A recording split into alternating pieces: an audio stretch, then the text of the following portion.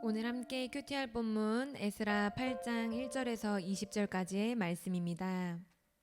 아닥사스다 왕이 왕위에 있을 때에 나와 함께 바벨론에서 올라온 족장들과 그들의 계보는 이러하니라. 비느하스 자손 중에서는 게르솜이요, 이다말 자손 중에서는 다니엘이요, 다윗 자손 중에서는 핫두스요, 스가냐 자손 곧 바로스 자손 중에서는 스가랴니, 그와 함께 족보에 기록된 남자가 150명이요, 바한 모압 자손 중에서는 스라이아의 아들 엘 여호에네니, 그와 함께 있는 남자가 200명이요, 스가냐 자손 중에서는 야하시엘의 아들이니 그와 함께 있는 남자가 300명이요, 아딘 자손 중에서는 요나단의 아들 에벳이니 그와 함께 있는 남자가 50명이요, 엘람 자손 중에서는 아달리아의 아들 여사야니 그와 함께 있는 남자가 70명이요, 스바데아 자손 중에서는 미가엘의 아들 스바데아니 그와 함께 있는 남자가 80명이요, 요압 자손 중에서는 여이엘의 아들 오바댜니 그와 함께 있는 남자가 218명이요, 슬로미 자손 중에서는 요시비아의 아들이니 그와 함께 있는 남자가 160명이요, 베베 자손 중에서는 베베의 아들 스가랴니 그와 함께 있는 남자가 28명이요, 아스가 자손 중에서는 학가단의 아들 요하나니니 그와 함께 있는 남자가 110명이요, 아도니감 자손 중에 나중된 자의 이름은 엘리벨렉과 여우엘과 스마야니 그와 함께 있는 남자가 60명이요, 비그의 자손 중에서는 우데와 사부시니 그와 함께 있는 남자가 70명이었느니라.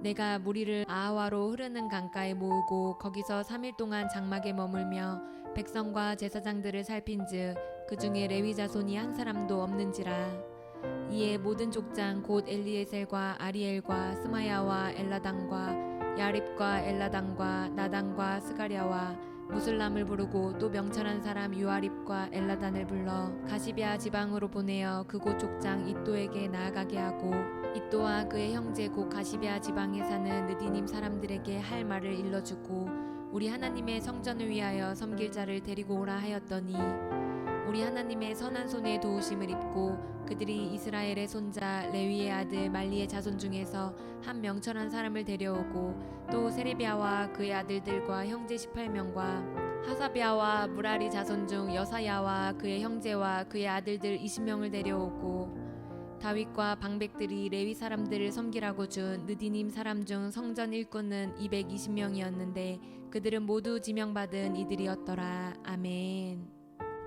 오늘 본문을 다루기에 앞서 우리 먼저 에스라 7장에 있었던 일에 관해 잠시 되짚어 보도록 하겠습니다. 바벨론에서 예루살렘으로 돌아온 이스라엘 사람들은 하나님의 말씀대로 하나님의 성전을 건축했고 그리고 각종 절기를 회복하며 그곳에 정착하여 살고 있었습니다. 그러나 시간이 지나면서 그들의 신앙은 점점 퇴색해져 가기 시작했습니다. 형식적이고 의무적으로 예배를 드렸고 자연스럽게 그들의 정체성과 사명도 흔들려 갔습니다. 그들의 우선순위가 하나님을 예배하는 예배 공동체를 회복하여 주변에 하나님을 전파하는 것이 아니라 그저 먹고 사는 문제로 변질되었습니다. 게다가 이방인들과의 결혼을 통해서 그들은 이방인들의 문화와 종교적인 행위를 받아들였고 그렇게 이방인들과 섞여 살아가고 있었습니다. 그러니 그들의 정체성이 완전히 사라져 버릴 수밖에 없었겠죠. 이 문제를 해결하기 위해서 하나님은 바벨론에 있는 한 사람 에스라를 준비시켰습니다. 에스라는 하나님의 말씀을 열심히 연구하고 또 연구한 대로 살아냈으며 그것을 가르치기 위해 철저히 준비하고 있었습니다. 게다가 그는 페르시아의 신임받는 능력 있는 고관이었습니다. 하나님은 그런 에스라를 택하셔서 예루살렘으로 보내실 계획을 하고 계셨습니다. 그를 통해서 예루살렘의 영적인 회복과 부흥을 일으키시고자 했기 때문이죠. 그 회복의 구체적인 방법은 말씀에 능통한 에스라를 통해서 예루살렘에 있는 이스라엘 사람들에게 하나님의 말씀을 철저히 가르치고 준행하게 만드는 것이었습니다.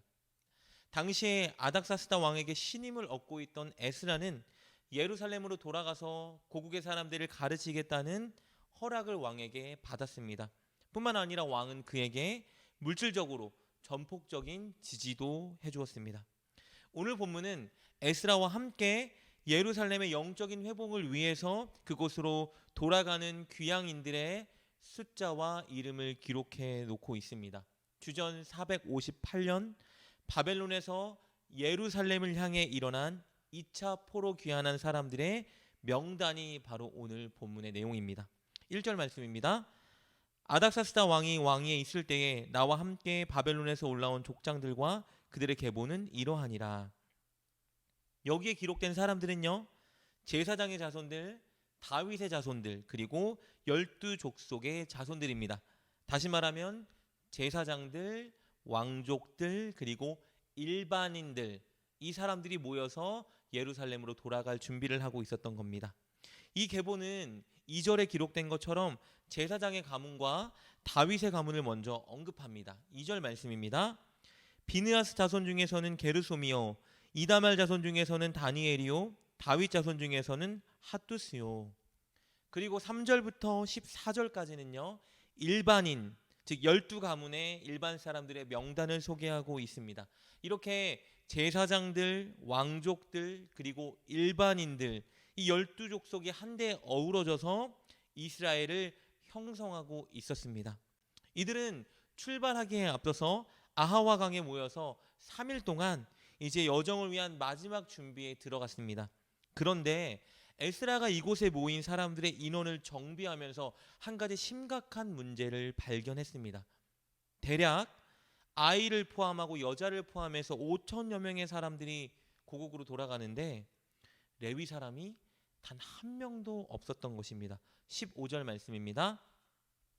내가 무리를 아하와로 흐르는 강가에 모으고 거기서 3일 동안 장막에 머물며 백성과 제사장들을 살핀즉 그 중에 레위 자손이 한 사람도 없는지라.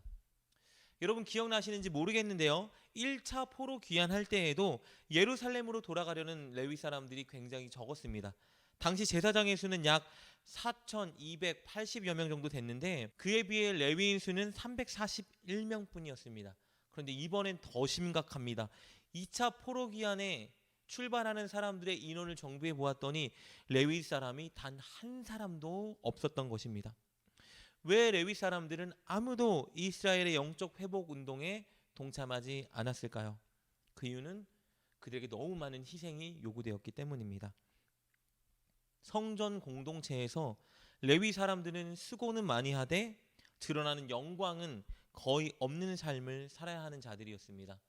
제사장들은 사람들에게 인정받고 그들의 임무는 빛이 났지만 상대적으로 레위인들은 많은 수고에 비해 그리 인정받지 못했습니다. 게다가 굉장히 불안정한 예루살렘 사회로 돌아간다라면 경제적인 안정도 보장받지 못할 것이 뻔했습니다. 그냥 지금 살고 있는 이 바벨론에 머물러 사는 것이 훨씬 편하고 안정적인 삶이었습니다. 그런데 이런 것들을 다 포기하고 그곳으로 돌아가라니, 아무런 지원도 없고 보장도 없는 그곳으로 돌아가라니, 그래서 레위 사람들은 아무도 자원하지 않았던 것입니다. 그러나 에스라는요, 예루살렘으로 돌아갈 때 레위인이 반드시 필요하다라고 생각했습니다. 그 이유는 첫째로요, 예루살렘에 돌아가면 성전 예배를 바로 회복하고 말씀을 잘 가르쳐야 되는데 그러기 위해서는 함께 섬길 레위 사람이 더 필요하다고 생각했기 때문입니다. 그리고 진짜 중요한 두 번째 이유는 에스라는 이 귀향을 상징적으로 이스라엘의 12지파를 포함한 온 이스라엘이 함께 참여하는 새로운 출애굽이라고 인식하고 있었기 때문입니다. 당시에 우리가 나눈 것처럼 제사장들, 왕족들, 그리고 일반 사람들이 함께 모여 귀향을 계획하고 있었는데 여기에 온전한 이스라엘을 상징적으로 이루려면 반드시 레위 사람들이 필요했기 때문입니다. 레위인이 없는 이스라엘은 이스라엘이 아니었기 때문이죠. 이렇게 하나님의 공동체의 회복은 누구 하나 빠지지 않고 모두가 함께 이뤄야 하는 것을 에스라는 알았기 때문에 레위 사람들을 속히 소집해야 한다고 생각했습니다. 그래서 에스라는요, 모였던 11명의 지도자들을 뽑아서 가시바 지방으로 그들을 보냅니다. 레위 사람들을 설득하여 모아오게 하라는 명령과 함께 보냈습니다. 그 내용은 16절과 17절에 기록되어 있습니다. 그리고 결국 18절과 19절에 기록된 것처럼 그 지도자들의 도전을 받은 레위 사람 38명이 에스라를 따라 예루살렘으로 가기로 결심하고 나왔습니다. 게다가 20절에 기록된 것처럼 레위 사람 외에도 성전에서 일할 일꾼 220명도 결심하여 함께 예루살렘을 향한 여정에 동참합니다. 그리하여 이렇게 2차 포로 귀환하는 사람들은 영적으로 온전한 이스라엘의 모습을 갖출 수 있었습니다. 오늘 본문을 통해서 우리는 두 가지 교훈을 얻을 수 있습니다. 첫 번째는요, 교회의 영적인 회복과 부흥은 모두가 함께 이뤄야 한다는 것입니다.